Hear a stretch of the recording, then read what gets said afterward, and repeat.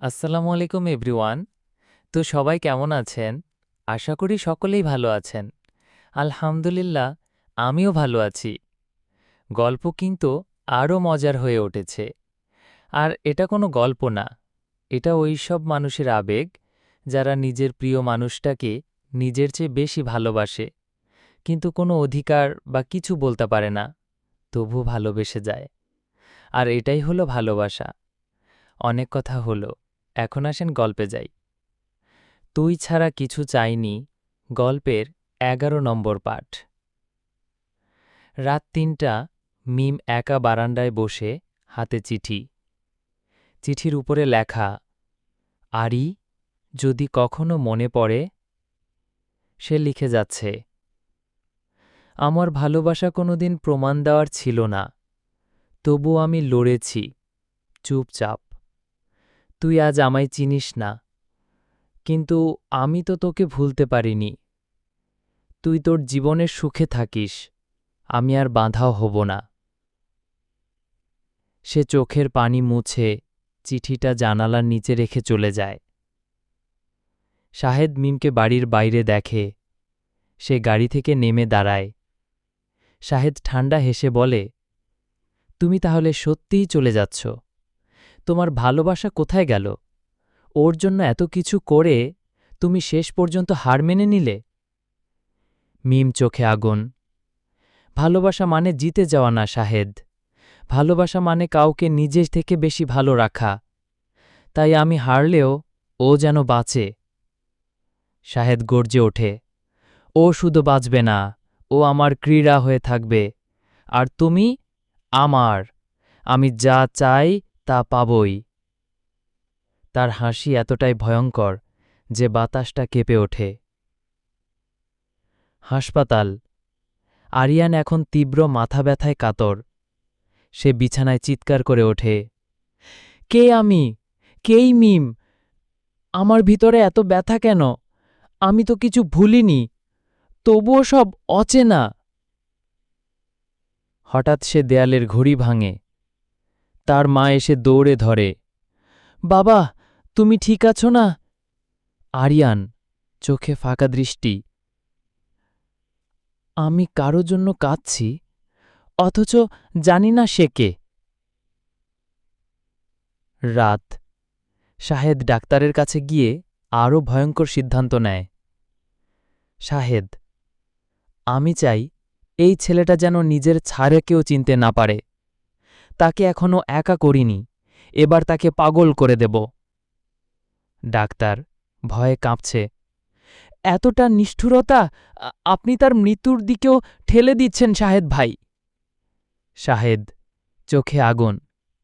ভালোবাসা যদি আমার না হয়, তাহলে সেটা কারো না হবে। একান্তে এক জায়গায় মিম হঠাৎ পেছনে তাকিয়ে দেখে আরিয়ান দাঁড়িয়ে। তার চোখ ফাঁকা, মুখে শব্দ নেই। মিম, আরি, তুমি? আরিয়ান ধীরে কাছে আসে, কিন্তু চোখে কোনো অনুভব নেই। সে কেবল বলে, তুমি কে? আমি তোমাকে খুঁজে ফিরি, কিন্তু আমার মন তোমাকে চেনে না। মিম তার দিকে এগিয়ে আসে, আমি তোর মিম, তুই না চিনলেও তোর হৃদয় এখনো আমায় চেনে। আরিয়ান ১ সেকেন্ডের জন্য চোখ বন্ধ করে। তার চোখের কোণ ভিজে যায়। আরিয়ান, চোখ সরিয়ে, তুমি কে? কেন বারবার আমি তোমার দিকে তাকাতে পারি না? আমার বুক ব্যথা করে, আমি কেঁপে উঠি। মিম, চোখে জল, কারণ তুই আমার, আর আমি তোর জন্য এখনো নিঃশ্বাস নেই।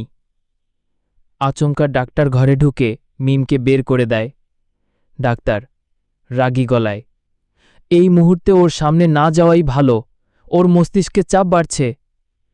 মিম, কিন্তু ও শুধু আমায় দেখেই শান্ত হয়েছিল। ডাক্তার চোখ চেয়ে, না, সে এখন তোমার উপস্থিতিতে আরও অসুস্থ হয়ে পড়ছে। তবে দর্শক জানে এই ডাক্তার শাহেদের মানুষ। রাতে শাহেদ ফোনে ডাক্তারের কাছে। শাহেদ গম্ভীর হেসে, ঠিক আছে, এবার প্ল্যান 2। আরিয়ানের মনে এমন মিথ্যে ঢুকাও যাতে সে মিমকে বিশ্বাস করতে না পারে। ডাক্তার, মানে যদি ওর পুরো মস্তিষ্ক বিকল হয়ে যায়? শাহেদ ঠান্ডা স্বরে, ও যদি মরে যায় তাও ক্ষতি নেই, তবুও মিম যেন কোনোদিন ওর পাশে যেতে না পারে। পরদিন মিম চুপচাপ হাসপাতালের গেটের বাইরে বসে থাকে। একটা ছোট্ট বাচ্চা এসে তার হাতে একটা ফুল দিয়ে বলে, আপু, তোমার চোখ কাঁদছে কেন? মিম, কারণ আমি যাকে সবচেয়ে বেশি ভালোবাসি সে এখন আমায় ভয় পায়। হাসপাতালের ভিতরে আরিয়ান বিছানায় বসে নিজের ডায়েরির পুরনো পাতা পড়ে। লেখা, তুই ছাড়া ঘুম আসে না, তোর কণ্ঠেই শান্তি পাই। আরিয়ান নিজের মনে, কে লিখেছে এটা? কেন আমি পড়েই ভেঙে পড়ছি? একটা কণ্ঠ মাথায় বাজে, মিম। সে চমকে ওঠে। রাত। শাহেদ এসে মিমকে বলে একেবারে ধোকার মতো কথা, তুমি বুঝতে পারো না, ও তোমাকে আর চায় না। ও এখন শুধু আতঙ্কিত তোমাকে দেখলে। তোমার উপস্থিতি ওর যন্ত্রণা বাড়িয়ে দিচ্ছে। মিম কাঁপা গলায়, তুই যা বলিস শাহেদ, আমি বিশ্বাস করি না। ও এখন আমাকে চেনে, তার চোখে আমি সব দেখেছি। শাহেদ হাসে, তাহলে যাও প্রমাণ করো, কিন্তু সাবধান, এবার যদি ও ভেঙে পড়ে আমি দায় নেব না। আর এইখানে শেষ হলো আমাদের গল্পের 11 নম্বর পার্ট। আর চ্যানেলটা সাবস্ক্রাইব করতে ভুলবেন না। এখন বাই, সবাই ভালো থাকবে। আসসালামু আলাইকুম।